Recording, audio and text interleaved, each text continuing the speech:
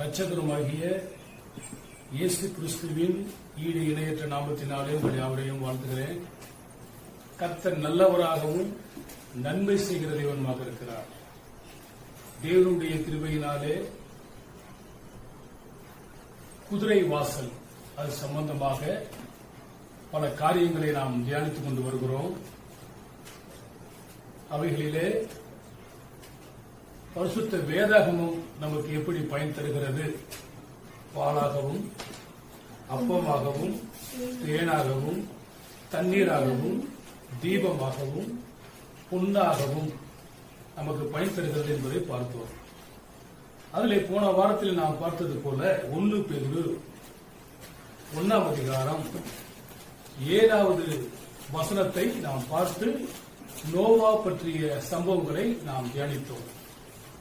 தங்கம் என்றால் பழைய ஏற்பாட்டிலே பரிசுத்தம் என்றும் புதிய ஏற்பாட்டிலே விசுவாசம் என்றும் பொருள் என்று நம்ம தியானித்தோம். அந்த விசுவாசம் எப்படி சொல்லப்படுகிறது?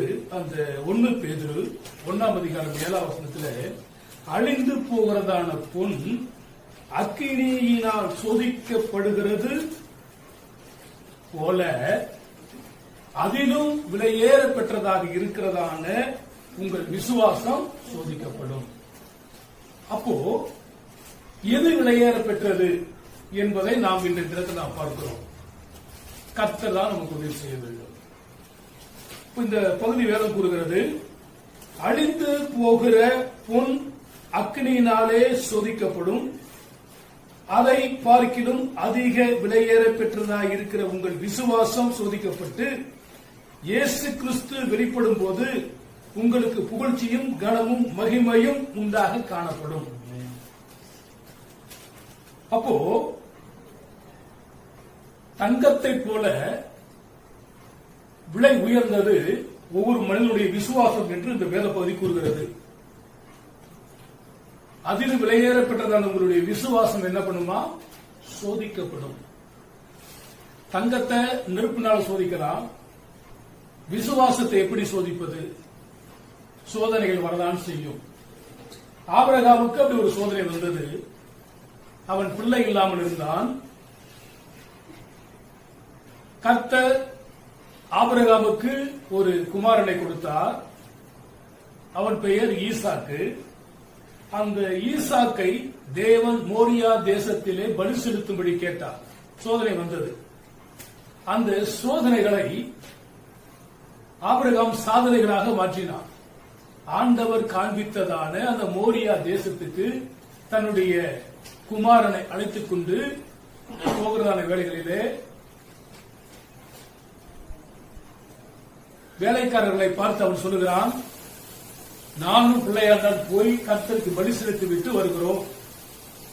போகிறதான வேளைகளிலே ஈசாக்கு கேட்கிறான், அப்பா விறகு இருக்கிறது, கத்தி இருக்கிறது, ஆனா பலி செலுத்த ஆடு இல்லையே, எங்கே என்று கேட்கிற வேளைகளிலே ஆபிரகாம் சொல்லுகிறான், யெகோவா ஈரே, கர்த்தருடைய பர்வதத்தில் பார்த்துக் கொள்ளப்படும்.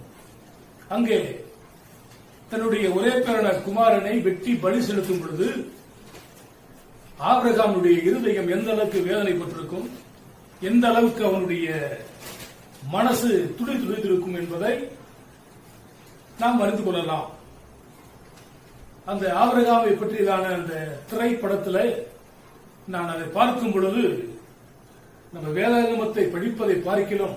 அதில் ஆபிரகாமா நடித்தவர் படுகிறதான பாடுகளை நாம் நினைத்து பார்க்கும் பொழுது அதை வார்த்தையினால் சொல்ல இயலாது. ஆனாலும் பிறகு கட்டைகளை எல்லாம் அடுக்கி வைத்து தன்னுடைய குமாரனையும் அதிலே படுக்க வைத்து அவனை பலி செலுத்துவதற்காக கத்தியை பட்டயத்தை ஓங்குகிறதான வேளைகளிலே ஆண்டவருடைய சத்தம் உண்டாகிறது. என்னவென்று, பிள்ளையாண்டானின் மேல் கையை போடாதே. பிள்ளையாண்டான் மேலே அப்ப அவருடைய விசுவாசத்தை தேவன் சோதிக்கிறார். ஆண்டவர் பொல்லாங்கினால் சோதிக்கிறவர் அல்ல. சோதனைகளை சகிக்கிற மனுஷன் பாக்கியவான். மனுஷருக்கு நேரிடுகிற சோதனை அல்லாமல் வேறு சோதனை நமக்கு என்ன பண்ணாது, வராது. அதைத்தான் 1 பேதுருல 1ஆம் அதிகாரத்துல 7ஆம் வசனத்துல நாம் வாசிக்கிறோம். அழிந்து போறதான பொண்ணுக்கு எப்படி சோதனை இருக்கிறதோ அந்த பொன்னை விட விலையேற பெற்றது நீங்களும் நானும் ஆண்டவர் மேல் வைத்திருக்கிறதான விசுவாசம். அல்லேலூயா, அல்லேலூயா. ஒரு வசனத்தை கூட நாம் வாசிக்கலாம். சங்கீதம் 27 13வது வசனம். 27 13வது வசனம். நானோ ஜீவனுள்ளோ தேசத்திலே கர்த்தருடைய நன்மையை காண்பேன் என்று விசுவாசியாமல் இருந்தால் கெட்டு போயிருப்பேன். அப்போ ஆண்டவரை எந்த மனுஷன் விசுவாசிக்கிறானோ அவன் கெட்டு போவதில்லை. அதுதான் யோவான் 3:14 படிக்கும். தேவன் தம்முடைய ஒரே பேரான குமாரனை விசுவாசிக்கிறவன் எவனோ அவன் கெட்டு போகாமல் நித்திய ஜீவனை அடையும்படிக்கு அவரை தந்தருளி இவ்வளவாய் உலகத்திலே அன்பு கூர்ந்தா. அப்ப ஆண்டவர் மேல விசுவாசிக்கணும். விசுவாசித்தால் நீதிமான் பிழைப்பான். விசுவாசித்தால் தேவனுடைய மகிமையை காண்பார். விசுவாசிக்கிறவனுக்கு எல்லாம் கூடும். ஒவ்வொரு மனிதனுடைய வாழ்க்கை விசுவாசத்தில் துவங்க வேண்டும். ஏன்னா விசுவாசத்தை துவக்குகிறவரும் விசுவாசத்தை முடிக்கிறவரும் அவர்தான். மனுஷகுமாரன் வரும்பொழுது விசுவாசத்தை காண்பாரோ என்று வேதத்தில் படிக்கிறோம். எனவே நம் ஒவ்வொருவருக்கும் என்ன காணப்பட வேண்டும்? தங்கத்தை விட விலையேற பெற்றது பிளாட்டினம் என்று உலகத்தில் சொல்லப்பட்டாலும் இருக்கிறதான எல்லாத்தை பார்க்கிற விலையேற பெற்றது விசுவாசம். இன்னொரு வேத பகுதி கூட படிக்கலாம். 116வது சங்கீதம் எடுத்துக்கொள்ளுங்கள். சங்கீதம் 116 9 13 வசனங்களை நாம் வாசிக்கும் பொழுது, நான் கர்த்தருக்கு முன்பாக ஜீவனுள்ளோர் தேசத்திலே நடப்பேன், விசுவாசித்தேன், ஆகையால் பேசுகிறேன். நான் மிகுதியும் வருத்தப்பட்டேன். எந்த மனுஷனும் பொய்யன் என்று என் மனக்கலக்கத்தில் சொன்னேன். கர்த்தர் எனக்கு செய்த எல்லா உபகாரங்களுக்கும் அவருக்கு எண்ணத்தை செலுத்துவேன். ரட்சிப்பின் பாத்திரத்தை எடுத்துக்கொண்டு கர்த்தருடைய நாமத்தை தொழுது கொள்ளுவேன். நம்ம என்னதான் செய்ய முடியும்? படைத்தான் படைப்பெல்லாம் மனுவுக்காக, மனுவை படைத்தான் தன்னை வணங்க. அந்த ஜீவனுள்ள தேசத்திலே நாம் இருக்கிறது மாத்திரமல்ல, தேவன் மேல நாம் வைத்த விசுவாசத்தின் நிமித்தமாய் நாம் என்ன செய்ய முடியும்? இந்த ரட்சிப்பின் பாத்திரத்தை எடுத்துக்கொண்டு அவரை தொழுது கொள்ளத்தான் முடியும். நாம் ஒவ்வொருவரும் அவரை துதிக்கிறவர்களாய் தொழுது கொள்வர்களாய் காணப்பட வேண்டும். தானியேல் புத்தகத்தில் படிக்கும் பொழுது, நாங்கள் ஆராதிக்கிற தேவன் இன்னார் என்பதை நாங்கள் அறிந்திருக்கிறோம்.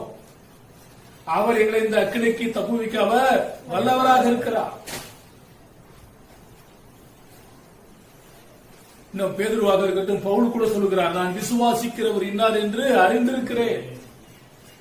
மரித்து உயிர்த்தெழுந்த தேவன் என்பதை நாம் அறிந்திருக்கிறோம். உலகத்தினுடைய எல்லா மக்களுக்காக அடிக்கப்பட்டவர் இயேசு கிறிஸ்து என்பதை நாம் அறிந்திருக்கிறோம். விசுவாசத்தினால் வராத யாவும் பாவம் என்பதை அறிந்திருக்கிறோம். எனவே நமது வாழ்க்கையிலே விசுவாசம் அவசியம். அது நம்பக்கூடிய உறுதியும் காணப்படாத நிச்சயமாக இருக்கிறது. தங்கத்தை விட இந்த விசுவாசம் விலையேற பெற்றது. இதை குறித்து மத்தேயு சுவிசேஷத்தில் 17வது அதிகாரத்தில் 17ஆம் வசனத்திலிருந்து 28வது வசனங்களையும், மத்தேயு சுவிசேஷம் 21வது அதிகாரம் 22லிருந்து 27 வசனங்களும், லூக்கா சுவிசேஷம் 22ஆம் அதிகாரம் 32ஆம் வசனமும் நீங்கள் வாசிக்கிறதான வேளைகளிலே இந்த விலையேற பெற்ற விசுவாசத்தை குறித்து சொல்லப்படுகிறது. முன்பதே நான் சொன்னது போல யோவான் 3:16 தேவன் தம்முடைய ஒரே பேரான குமாரனை விசுவாசிக்கிறவன் எவனோ அவன் கெட்டு போகாமல் நித்திய ஜீவனை அடையும்படிக்கு அவரை தந்தொழி விளைவாய் உலகத்தில் என்ன பண்ணினார்? அன்பு கூர்ந்தார். யோவான்ல 11ஆம் அதிகாரம் 25வது வசனத்துல மரியாள் மார்த்தாள் இருக்கிற ஆண்டவர் பேசும்போது, நீ விசுவாசித்தால் தேவனுடைய மகிமையை காண்பாய் என்று சொல்லுகிறார். இன்னொரு வசனத்திற்கு நாம் வாசிக்கிறோம். யோவான் 20வது அதிகாரத்துல 29வது வசனத்தை நான் வாசிக்கிறதான வேளைகளிலே தோமா என்பவன் இயேசு கிறிஸ்துவினுடைய சீடர் சொல்லுவான், நான் அவரை பார்த்து அவருடைய விழாவிலே என்னுடைய கைகளை போட்டால் ஒழிய நான் நம்ப மாட்டேன் என்று அவன் சொல்லுவான். பிறகு ஒரு வாரத்துக்கு பின்பு இயேசு கிறிஸ்து எல்லாருக்கும் முன்பதாக சந்திக்கும் பொழுது, தோமாவே இங்கே வா, என்னுடைய விழாவிலே உன்னுடைய கையை போடு என்று சொல்லுவார். அப்பொழுது இவன் என் ஆண்டவனே என் தேவனே என்று சொல்லி தேவனுடைய பாதத்தில் விழுவான். அப்பொழுது ஆண்டவர் சொல்லுவார், கண்டு விசுவாசிக்கிறவனை பார்க்கிறோம், காணாமல் விசுவாசிக்கிறவன் பாக்கியவான். எனவே பொன்னை பார்க்கிலும் வெள்ளியை பார்க்கிலும் பிளாட்டினத்தை பார்க்கிலும் இந்த விசுவாசம் என்பது விலையேற பெற்றதாக இருக்கிறது. ஒன்னு எது விலையேற பெற்றது? விசுவாசம் விலையேற பெற்றது. இரண்டாவது எது விலையேற பெற்றது? 1 பேதுரு 1வது அதிகாரம் 19வது வசனம். 1 பேதுரு 1ஆம் அதிகாரம் 19வது வசனம்.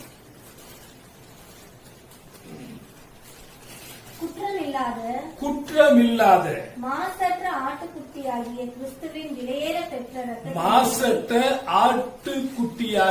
கிறிஸ்துவின் விலையேற பெற்ற ரத்தத்தினாலே மீட்கப்பட்டீர்கள் என்று அறிந்திருக்கிறீர்களே. அப்போ இந்த இடத்துல சொல்லப்படுகிறது என்ன? ஆட்டுக்குட்டியின் விலையேற பெற்ற ரத்தம். நிறைய குடும்பங்களிலே ரத்த பொரியலை பண்ணி சாப்பிடுவாங்க. இன்னைக்கு உங்க வீட்டுல என்ன பொரியல்? ஒரு சில வீட்டுல முட்டை பொரியல், ஒரு சில வீட்டுல கோசு பொரியல், ஒரு சில வீட்டுல ரத்த பொரியல். வேதம் கூறுகிறது ரத்தத்தை சாப்பிடக்கூடாது. ஏன் ரத்தத்தை சாப்பிடக்கூடாதுன்னா, ரத்தத்துல தான் உயிர் இருக்கிறது. முற்காலங்களிலே சில விபத்துகள் வரும் பொழுது அடிபட்டு இறந்து விடுவார்கள். அப்படி இறந்தவர்களுக்கு எப்படியோ சிகிச்சைகள் அளிக்கப்பட்டும் அவர்கள் உயிர் பெறவில்லை. அப்போது ஒருவர் கண்டுபிடித்தார் ரத்தம். அந்த ரத்தத்தை சரியான குரூப்பை தேர்ந்தெடுத்து எந்த மனுஷனுக்கு ரத்தம் குறைவு இருக்குதோ அந்த குரூப்புள்ளதான ரத்தத்தை அவனுக்கு வேத்துகிறதான வேலைகளிலே உயிர் பிழைத்துக் கொண்டான். எனவேதான் ஒரு மனுஷனுடைய வாழ்க்கையில ரத்தம் என்பது விலையேறப்பட்ட ரத்தம். அது மாத்திரமல்ல, ஜீவனுள்ள இயேசு கிறிஸ்துவின் ரத்தம். அது என்ன பண்ணதா? விலையேறப்பட்ட ஆட்டுக்குட்டியின் ரத்தமாக இருக்கிறது. ஏன்னா அந்த ரத்தத்தை வெட்டிக்கிறதா விடுவாங்க. அந்த ரத்தத்துல தான் என்ன இருக்கிறது? ஜீவன் இருக்கிறது. அதனால்தான் ரத்தத்தை புசிக்கவோ கொழுப்பை புசிக்கவோ நம்ம ரெண்டுத்தையும் சாப்பிடக்கூடாது. கொழுப்பு தேவனுக்கு தகன பலி செலுத்த வேண்டும். ரத்தம் அதுல உயிர் இருக்கிறது. அந்த ரத்தத்தை சாப்பிட்டா ஒரு மனுஷனையே நம்ம சாப்பிடுவதற்கு சமமாக இருக்கிறது. எனவே ரத்தத்தை என்ன பண்ணக்கூடாது? சாப்பிடக்கூடாது. ஆண்டவராக இயேசு கிறிஸ்து மார்க்கு சுவிசேஷத்துல 14ஆம் அதிகாரத்துல 24வது வசனத்தை கொஞ்சம் வாசித்து பாருங்கள். புது உடன்படிக்கையின் ரத்தம்.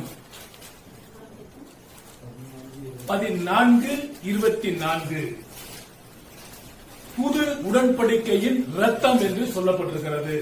ஆண்டவராகிய இயேசு கிறிஸ்துவினுடைய ரத்தம் புதிய உடன்படிக்கையின் ரத்தமாக இருக்கிறது. இந்த புது உடன்படிக்கையின் ரத்தத்தை ஒருவன் எப்பொழுது பானம் பண்ண முடியும்? பிதா குமாரன் பரிசுத்த ஆவியின் திருமுழுக்கு ஞானஸ்நானம் பெற்று பாவத்துக்கென்று மரித்து நீதிக்கென்று எந்த மனுஷன் பிழைத்திருக்கிறானோ அந்த மனிதன் தான் ஆட்டுக்குட்டியாகிய இயேசு கிறிஸ்துவின் ரத்தத்தையும் அவருடைய சரீரமாகிய அப்பத்தையும் புசிக்க முடியும். அப்படி புசிக்கிறதான வேளைகளிலே அவன் மரணத்தை காண்பதில்லை. மரித்தாலும் பிழைப்பான் என்று வேதம் கூறுகிறது. என்றென்றும் மரியாமல் இருப்பான். எனவே வாழ்க்கையிலே விசுவாசம் நமக்கு தேவை. இரண்டாவதாக இந்த விலையேற பெற்ற ரத்தம், இவைகளிலே நம்முடைய பாவங்கள் எல்லாம் மன்னிக்கப்பட வேண்டும். ஆட்டுக்குட்டியின் ரத்தம் சகல பாவங்களை நீக்கி நம்ம என்ன பண்ணுமா? சுத்திகரிக்கும். இந்த விலையேற பெற்ற ரத்தத்தை விசுவாசிக்கிறேன்னா, ஞானஸ்தானம் எடுக்காத மக்கள் இருப்பார்கள் என்றால் அவர்கள் ஞானஸ்தானம் எடுத்து பாவங்கள் எல்லாம் மன்னிக்கப்பட்டு தேவனுக்கு பிரியமாய் வாழ வேண்டும். இதை குறித்து யோவான் சுவிசேஷத்துல 6ஆம் அதிகாரம் 53 56 வசனங்களை கொஞ்சம் வாசிக்கலாம். யோவான் 6ஆம் அதிகாரம் 53வது வசனத்திலிருந்து 56வது வசனம் வரையிலும். அதற்கு இயேசு அவர்களை நோக்கி நீங்கள் மனுஷகுமாரனுடைய மாம்சத்தை புசியாமலும் அவருடைய இரத்தத்தை பானம் பண்ணாமலும் இருந்தால் உங்களுக்குள்ளே ஜீவன் இல்லை என்று மெய்யாகவே உங்களுக்கு சொல்லுகிறேன். என் மாம்சத்தை புசித்து என் ரத்தத்தை பானம் பண்ணுகிறவன் எவனோ நித்திய ஜீவன் உண்டு. பண்ணுகிறவன் எவனோ அவனுக்கு நித்திய ஜீவன் உண்டு. நான் கடைசி நாட்களில் அவனை எழுப்புவேன். அப்போ இந்த மாம்சத்தையும் ரத்தத்தையும் ஏன் நாம் புசிக்க வேண்டும் என்று சொன்னால், இந்த விலையேற பெற்ற ரத்தத்தையும் மாம்சத்தையும் நாம் புசிக்கிறதான வேலைகளிலே கடைசி நாட்களிலே நம்மை ஆண்டவர் உயிரோடு கூட எழுப்புவார். அவன் விசுவாசிக்கிறவன் மறியாமலும் இருப்பான். அப்போஸ்தலருடைய நடபடிகள் 20வது அதிகாரம் 28வது வசனம். 20வது அதிகாரம் 28வது வசனம்.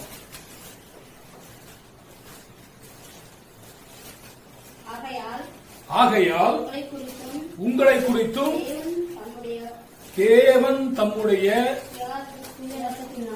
சுயாதீனத்தினாலே சம்பாதித்துக் கொண்ட தமது சபையை மேய்ப்பதற்கும் பரிசுத்த ஆவி உங்களை கண்காணிகளாக வைத்த மந்தை முழுவதையும் குறித்து எச்சரிக்கையாயிருங்கள்.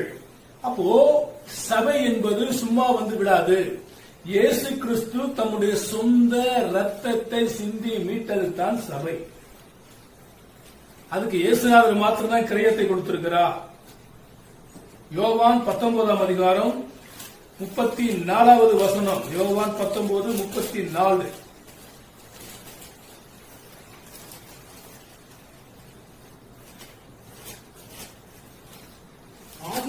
ஆகிலும் ஓர் சேவகரில் ஒருவன் ஈட்டியினாலே அவருடைய விழாவிலே குத்தினார். உடனே இரத்தமும் தண்ணீரும் வந்தது. ஒரு மனிதனுடைய சரீரத்தில் ஏறக்குறைய 5.5 லிட்டர் ரத்தம் இருக்கிறது என்று சொல்லுகிறார்கள். அந்த ரத்தம் சரீரத்திலிருந்து முழுவதும் நீங்கி விடுச்சுன்னா என்ன வருதா? தண்ணீர் வருதான். அப்போ இயேசு கிறிஸ்து இந்த உலகத்தில் வாழ்ந்த பொழுது இந்த உலகத்தில் இருந்ததான எல்லா மனுஷருக்காகவும் தன்னுடைய ரத்தத்தை சிந்தினார். கடைசி சொட்டு ரத்த வரையும் சிந்தி பாவிகளை மீட்க கிறிஸ்து இயேசு இந்த உலகத்துக்கு வந்தார். அந்த பரிசுத்த உள்ளதான தேவனுடைய ரத்தம் உங்களை என்னையும் மீட்க வேண்டும்.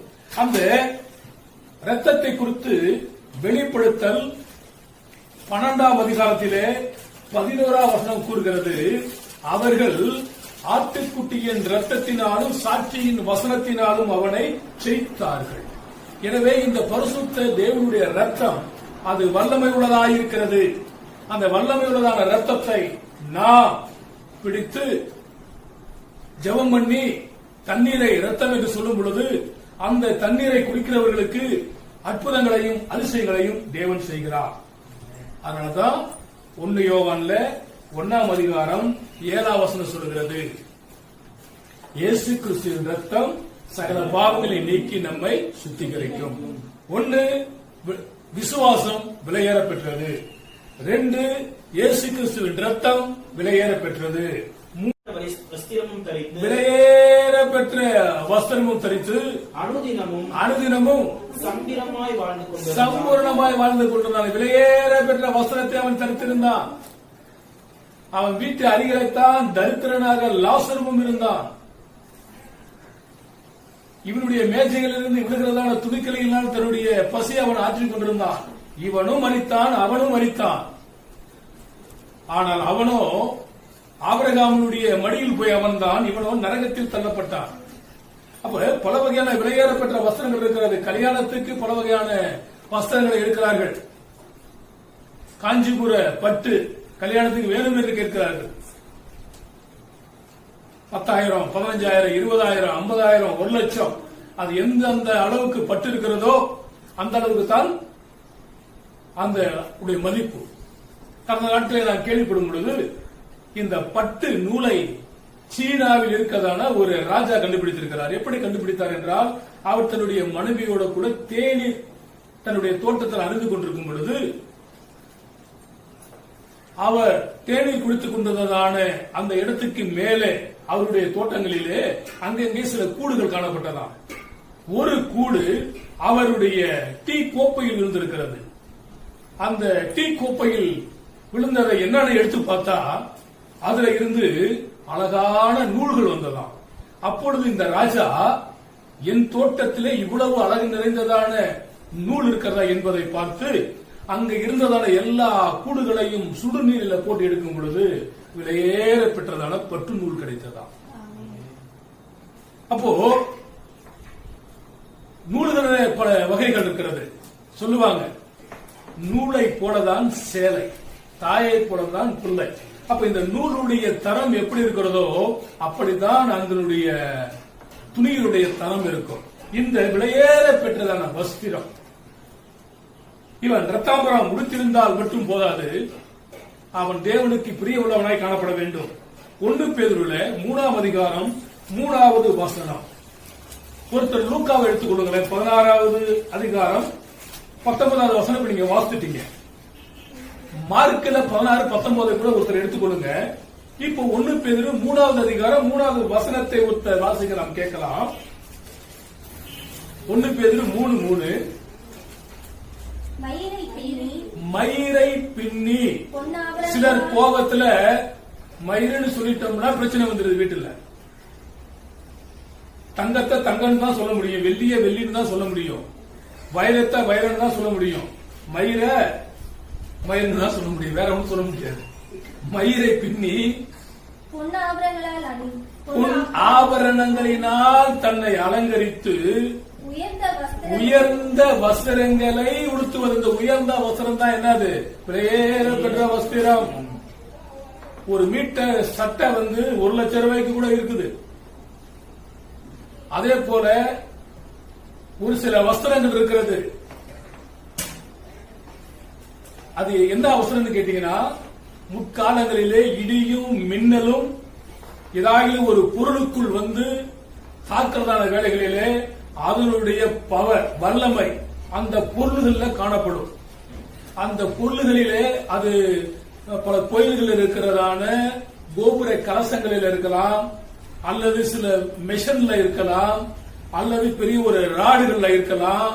எதுலையாவது ஒண்ணு இருக்குதுன்னா அதை போய் நம்ம நேரடியாக பார்க்க முடியாது. ஏறக்குறைய அந்த வஸ்திரங்களுடைய விலை பல லட்சங்கள் ஆகிறதாம். அந்த வஸ்திரங்களை போட்டுக்கிட்டு தான் போய் அதை பார்க்க முடியுமா? சாதாரண கல்யாணத்துக்கு விலையேற பெற்ற வஸ்திரங்கள் ஒரு மனிதனுக்கு தேவைப்படுகிறது இருக்கிறது போல, நாமும் நமது வாழ்க்கையில பல சமயங்களில் விலையேற பெற்ற வஸ்திரங்களை உடுத்திருக்கலாம். இந்த விலையேற பெற்ற வஸ்திரங்களா இருக்கதான் செய்கிறது. அப்போ ஆடை இல்லா மனுஷன் அற மனுஷன். ஒவ்வொரு மனிதனுக்கு ஆடை என்பது அவசியம். ஆதாம் ஏவாள் பாவம் செய்தது நிமித்தமாய் அவர்கள் அத்தி இலைகளை கட்டினார்கள். அத்தி இலைகளை என்பது வெயில் அடித்தால் காய்ந்து போய்விடும். எனவே தான் அறக்குறை ஆடையில இருக்கக்கூடாதுன்னு சொல்லி ஆண்டவர் ஆதாம் ஏவாளுக்கும் தோல் வஸ்திரங்களை கொடுத்தார். என்ன வஸ்திரம்? ஆமா, மானத்தை மறைப்பதற்காகத்தான் வஸ்திரங்கள். இன்னைக்கு அப்படியாப்பட்ட வஸ்திரங்கள் இல்லாம போயிடுது. எனவே ஆண்டவர் நல்ல வஸ்திரங்களை தான் கொடுக்கிறார். யாக்கோபுக்கு தன்னுடைய தாய் வஸ்திரங்களை கொடுத்தார். யோசேப்புக்கு தன்னுடைய தகப்பன் வஸ்திரங்களை கொடுத்தான். இளைய குமாரனுக்கு அவனுடைய தகப்பன் வஸ்திரங்களை கொடுத்தான். வஸ்திரம் என்பது ஒவ்வொரு மனுஷனுக்கு அவசியமானதாக இருக்கிறது. அப்ப உங்களுக்கு எனக்கும் வேதத்தில் படிக்கும் பொழுது ரட்சிப்பின் வஸ்திரத்தை தேவன் தருகிறார் என்று சொல்லப்பட்டிருக்கிறது.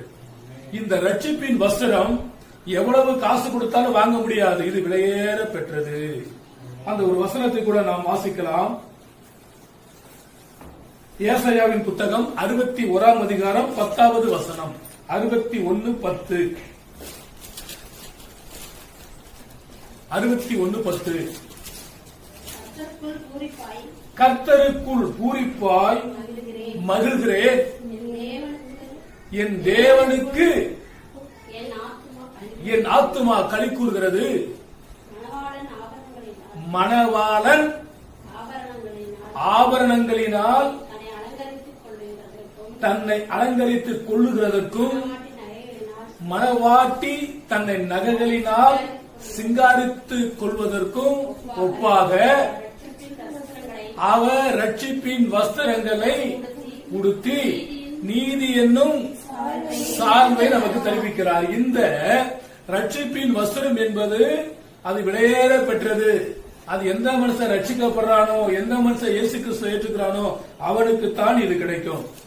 விலையேற பெற்ற விசுவாசம், விலையேற பெற்ற ரத்தம், விலையேற பெற்றதான வஸ்திரம், இவைகளை குறித்து ஏசாயா 59:17, ஏசாயா 63:1, மத்தேயு 22:11-12, மார்க்கு 6 அதிகாரம் 56 வசனம், மார்க்கு 5 அதிகாரம் 30 வசனம், செப்பனியா 1:8, இவைகளை எல்லாம் இந்த விலையேற பெற்ற வஸ்திரத்தோடு கூட சம்பந்தப்பட்டதான வேத பகுதிகளாக இருக்கிறது. அவைகளை நீங்கள் குறித்து வைத்துக் கொண்டு நீங்கள் தியானிங்கள். கர்த்தரோடு கூட பேசுவார். 4வதாக எது விலையேற பெற்றது? 1 பேதுரு 3 அதிகாரம் 4வது வசனம். 1 பேதுரு 3 அதிகாரம் 4வது வசனம்.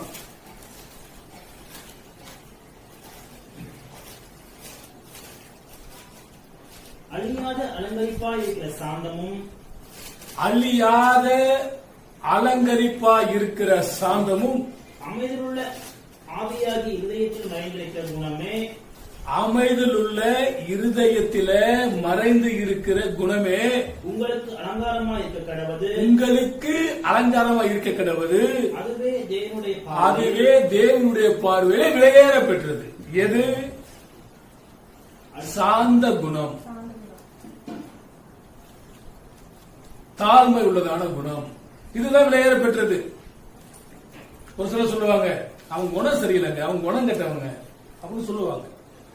அப்போ அவர் நல்ல மனுஷங்க, நல்ல குணம் உள்ளவருங்க. ஒரு சிலர் சொல்லுவாங்க, பாஸ்டர் நல்லவருங்க, பாஸ்டர் பொண்டாட்டி சரியில்லைங்க. ஒரு சிலர் சொல்லுவாங்க, பாஸ்டர் பொண்டாட்டி நல்லவங்க, பாஸ்டர் சரியில்லைங்க. ஒரு சிலர் சொல்லுவாங்க, அவர் நல்லவருங்க, அவர் பொண்டாட்டி சரியில்லைங்க. சிலர் சொல்லுவாங்க, அவங்க அப்பா அம்மாவுக்கு வந்து புள்ள பிறந்திருக்குது பாருங்க, அது சரியில்லைங்க. இப்படி எல்லாம் இருக்கிறதுக்கு காரணம் என்ன? குணம் சரியில்லை. அப்போ நல்ல குணம், இந்த சாந்த குணம், இது 9 கனிகளில ஒன்று, ஆவியின் கனிகளில ஒன்று. இதுதான் விலையேற பெற்றது. இது விலையேற பெற்ற குணம். இந்த சாந்தம் என்பது நமக்கு அவசியமாக இருக்கிறது. ஆதியாகம புத்தகத்தில் 25 அதிகாரம் 27வது வசனத்தை கொஞ்சம் வாசித்து பாருங்களேன்.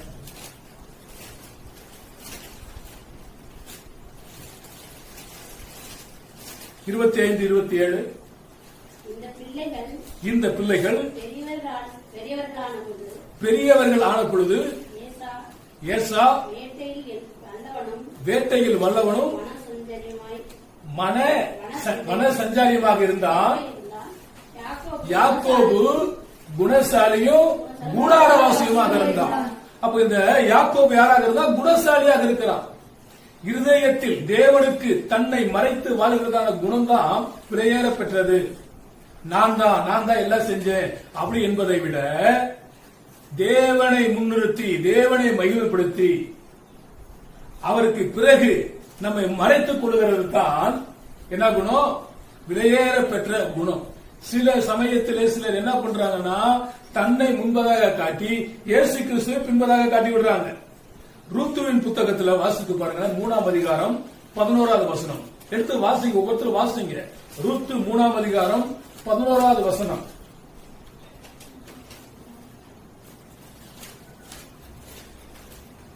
அந்த ரூத்துவை குறித்து வேதம் கூறுகிறது, அவள் கணவனை இழந்தவர், நகோமியுடைய மருமகள். 3ஆம் அதிகாரம் 11வது வசனம்.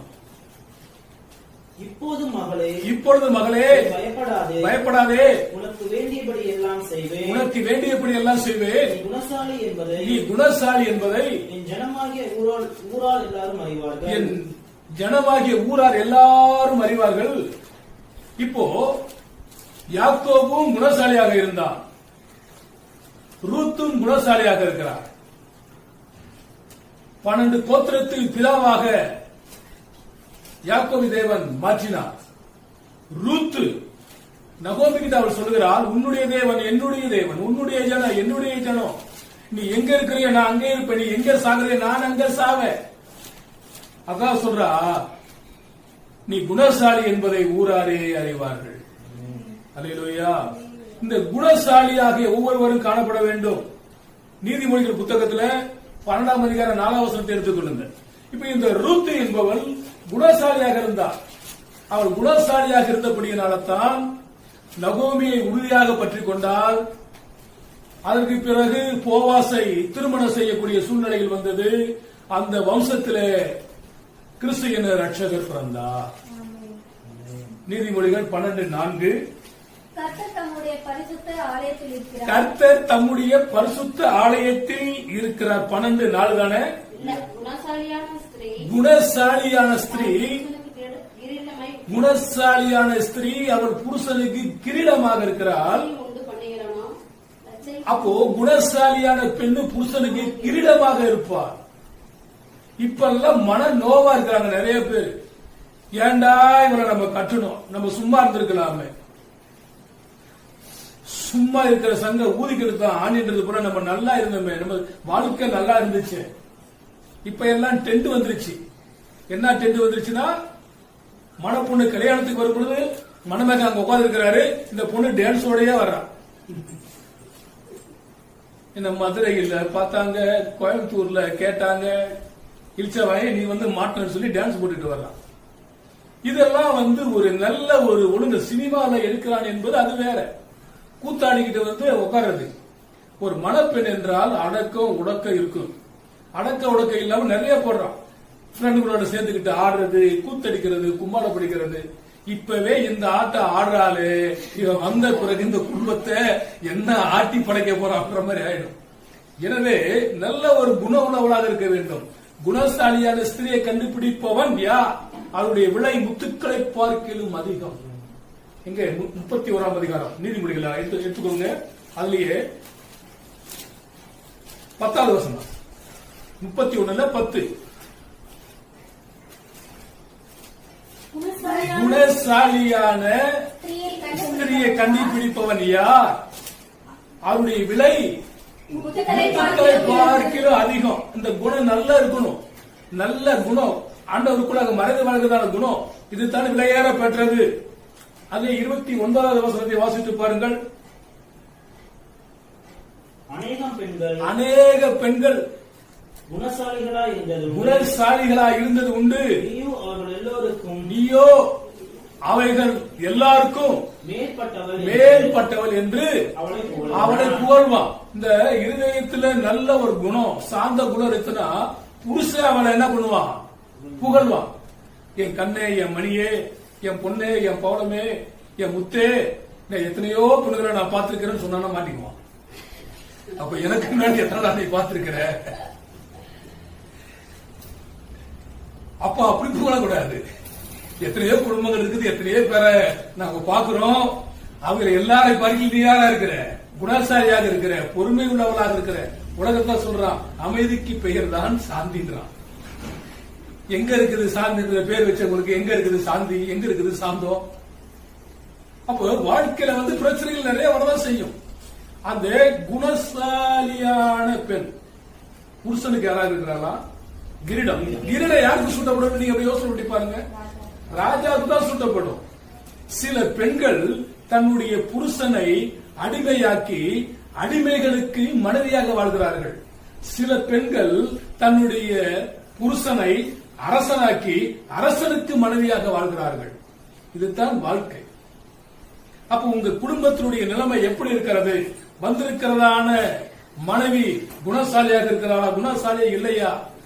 வந்திருக்கிற கணவன் புத்தி உள்ளவனாக இருக்கிறானா, புத்தி இல்லாதவனாக இருக்கிறானா? இந்த நல்ல குணம் என்பது என்னது? விலையேற பெற்றது. உங்க குடும்பமும் அப்படியாக இருக்க வேண்டும். ஒரு சிங்கம் வருகிறது காட்டுல, ஒரு மனிதன் போய் கொண்டிருக்கிறான்.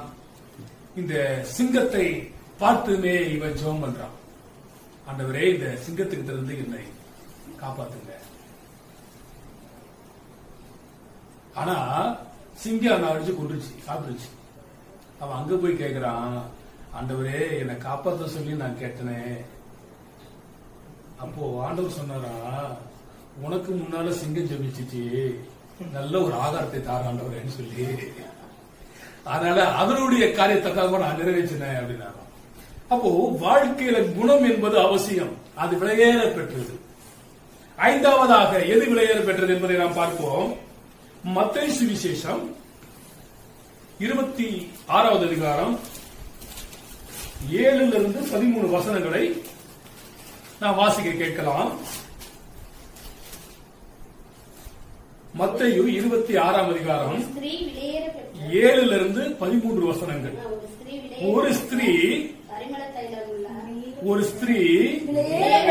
விலையேற பெற்ற, அதான் நம்மளுக்கு முக்கியம், அதை விட்டுட்டு படிக்கிறீங்க. ஒரு ஸ்திரீ விலையேற பெற்ற பரிமள தைலமுள்ள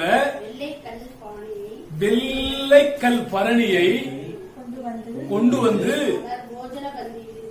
அவர் போஜன பந்தியில் இருக்கும் பொழுது அந்த தைலத்தை அவருடைய சிரசின் மேல் ஊற்றினார். என்ன தைலம்? விலையேற பெற்ற தைலம். அல்லேலூயா. அப்போ வாசிங்க தொடர்ந்து. அவருடைய சீசர்கள் அதை கண்டு விசனமடைந்த, ஐயோ இந்த விலையேற பெற்றதாச்சே, இதை கொண்டு போய் இந்த லூசு பொண்ணு இவர் மேல ஊத்துதே நினைச்சிருப்பான். விசனமடைந்தார்கள். இந்த வீண் செலவு என்னத்துக்கு? இந்த தைலத்தை உயர்ந்த விலைக்கு வித்திருக்கலாமே என்று சீசர்கள் பேசும் பொழுது, தரித்திரர்களுக்கு கொடுத்திருக்கலாமே என்று சீசர்கள் பேசுகிற வேளைகளே இயேசு கிறிஸ்து சொல்றாரு, தரித்திரர்கள் எப்பொழுதும் உங்ககிட்ட இருக்கிறான். என்ன இப்ப தரித்திரன் இல்லையா? தரித்திரம் இருக்கிறான். பிச்சைக்காரன் இல்லையா? இருக்கிறான். ஆனா நான் எப்பொழுதும் உங்க கூட என்ன பண்ண மாட்டேன், இருக்க மாட்டேன். இவள் எனக்கு நேரிட போவதை இவள் தெரிவிக்கிறாள். எனக்கு மரணம் நேரிட போவதை இவள் தெரிவிக்கிறாள் என்று சொன்னார். எதற்காகனா, எந்த மனிதன் செத்து போகிறானோ அவனுக்குத்தான் வாசனை திரவியங்களை எல்லாம் போட்டு அந்த சரீரம் கெட்டு போய்விடாமல், அந்த சரீரம் நாத்தமடிக்காமல் பாதுகாக்கும்படியாகத்தான் இந்த தைலங்கள் எல்லாம் ஊற்றப்படும். அப்போ இவளுக்கு தெரிந்திருக்கிறது, இயேசு கிறிஸ்து மரித்து விடுவார் என்பதற்கு அடையாளமாக அவள் இந்த விலையேற பெற்ற தைலத்தை ஊற்றினார்.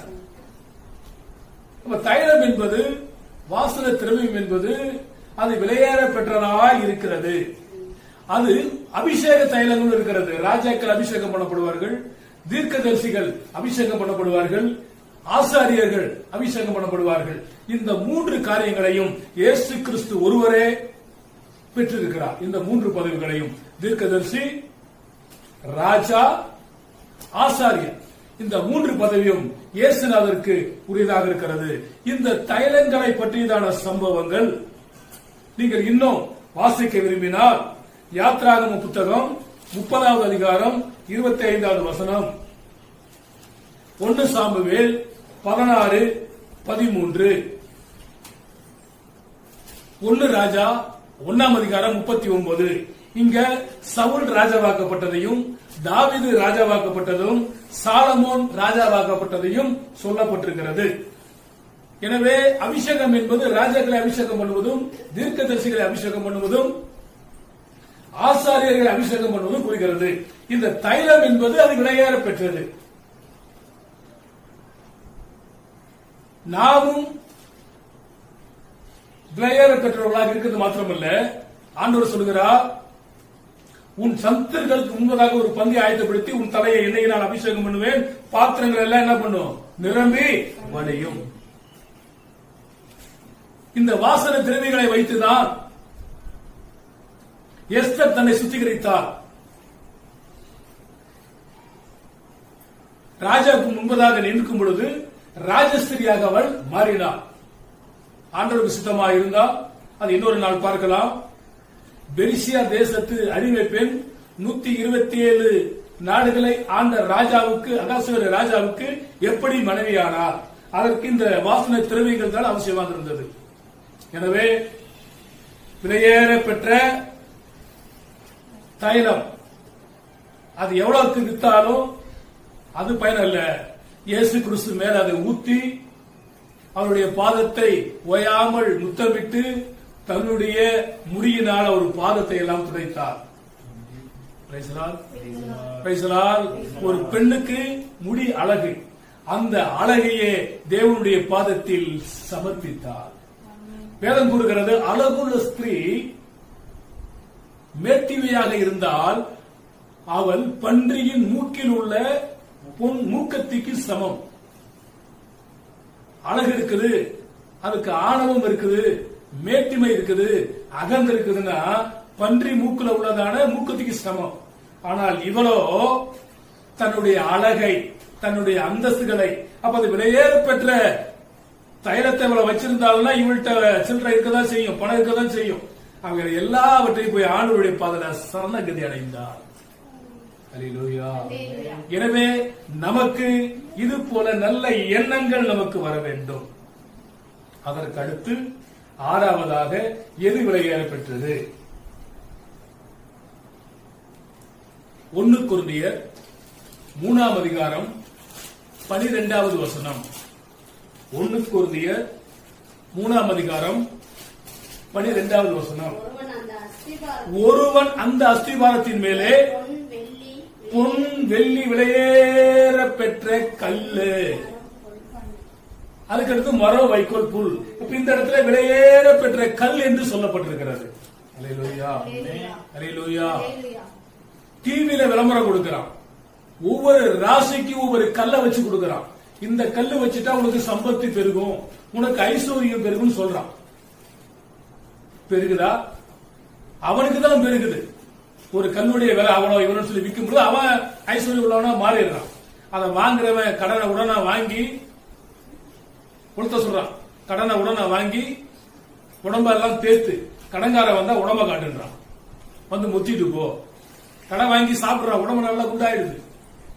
கடன்கார வந்து என்ன காசு இல்லைன்றான். அப்ப என்ன பண்ணுவான்? உதவிதான் செய்வான். எனவே நாம் நமது வாழ்க்கையில கல், விலையேற பெற்ற கல், இந்த 12 வகையான கல்களை குறித்து நீங்க ஏற்கனவே என்ன பண்ணிருக்கீங்க? மனப்பாடம் பண்ணிருப்பீங்க. இருந்தாலும் நீங்க மறந்திருப்பீங்க. அதை வந்து இப்ப நீங்க படிக்க போறீங்க. வெளிப்படுத்தல் 21ஆம் அதிகாரம் என்னென்ன கல் என்பதை, அது யாத்திராகமோ லேவியராகமோ அதெல்லாம் இருக்குது. 21ஆம் அதிகாரம் 19வது 20வது வசனம். அஸ்திவாரம் வச்சிரக்கல், 2வது இந்திரநீலம், 3வது சந்திரகாந்தம், 4வது மரகதம், 5வது கோமேதகம், 6வது பதுமராகம், 7வது சொர்ணரத்தினம், 8வது படிகை பச்சை, 9வது புஷ்பராகம், 10வது வைடூரியம், சுனீரம், 12வது சுகந்தி. இதுதான் விலையேற பெற்ற கல்கள். இந்த விலையேற பெற்ற கல்கள் நிறைய பேர் பார்த்திருக்கலாம், நிறைய பேர் பார்க்காம இருக்கலாம். நான் ஒரு 2 கற்களை பார்க்க ஆண்டவர் எனக்கு உதவி செய்தார். எங்க பெரிய அண்ணனுக்கு இந்த வைரக்கல் கிடைத்து அவர் வீட்டுல வச்சிருக்கிற பொழுது அதை ஒருத்தன் திருடிட்டு போய் அவன் கூட சொன்ன ஆயிட்டான். அப்ப இதுக்கு என்ன அர்த்தம்? இந்த கல் என்ன விலையேற பெற்ற கல். எனவே இது சம்பந்தமா 1 பேதுரு 2ஆம் அதிகாரம் 4 - 9 வசனமும், மத்தேயு சுவிசேஷம் 21ஆம் அதிகாரம் 42வது வசனமும், பிரசங்கி 10ஆம் அதிகாரம் 9வது வசனமும், தானியேல் 2ஆம் அதிகாரம் 34 - 44 வசனமும், மத்தேயு 21ஆம் அதிகாரம் 44வது வசனமும், ஏசாயா 6ஆம் அதிகாரம் 8ஆம் வசனம். இவைகள் எல்லாம் நீங்க பார்த்தீங்கன்னா இந்த விலையேறப்பட்டதான சம்பவங்கள் சொல்லப்பட்டிருக்கிறது. யாரை நான் அனுப்புவேன் என்று சொல்லும் பொழுது, இதோ அடியேன் இருக்கிறேன், என்னை அனுப்பும். எனவே நமது வாழ்க்கையில நாம் தியானித்தது போல அழிந்து போவதான பொன் அக்கினியில் சோதிக்கப்படுவது போல அதில் விலையேறப்பட்டதான உங்கள் விசுவாசம் சோதிக்கப்படும். அல்லேலூயா. அருமையான தேவனுடைய பிள்ளைகளே, இந்த நாளிலே உங்களை சந்திப்பது மகிழ்ச்சி. தேவ கிருபையினாலே வேதத்தை குறித்து நாம் பார்க்கிறோம். வேதம் நமக்கு பாலாகவும் அப்பமாகவும் தேனாகவும் தண்ணீராகவும் தீபமாகவும் பொன்னாகவும் இருக்கிறதை நாம் பார்க்கிறோம். அதனுடைய தொடர்ச்சியாக பொன் விலையேற பெற்றது என்பதை போன வாரத்தில் நாம் தியானித்தோம். இன்று நாம் தியானித்தது போல எது விலையேற பெற்றது? 1 பேதுரு 1ஆம் அதிகாரம் 7ஆம் வசனத்தின்படி விசுவாசம் விலையேற பெற்றது. 1 பேதுரு 1:19 படி இயேசு கிறிஸ்துவின் ரத்தம் விலையேற பெற்றது. மத்தேயு சுவிசேஷம் 27ஆம் அதிகாரம் 35வது வசனத்தின்படி வஸ்திரங்கள் விலையேற பெற்றது. 1 பேதுரு 3ஆம் அதிகாரம் 4ஆம் வசனத்தின்படி சாந்த குணம் விலையேற பெற்றது. மத்தேயு சுவிசேஷம் 26ஆம் அதிகாரம் 7 - 13 வசனத்தின்படி தைலம் என்பது இயேசு கிறிஸ்துவில் பூசப்பட்டது விலையேற பெற்றது. இயேசு கிறிஸ்து ஒருவர்தான் ராஜாவாகவும் ஆசாரியராகவும் தீர்க்கதரிசியாகவும் அபிஷேகம் பண்ணப்பட்டவர். வேறு யாரும் அப்படி பண்ணப்படவில்லை. 6வதாக 1 கொரிந்தியர் 3:12 படி விலையேற பெற்றதான கல்லு. இந்த வார்த்தையின்படி கர்த்தர் உங்களை ஆசீர்வதிப்பாராக.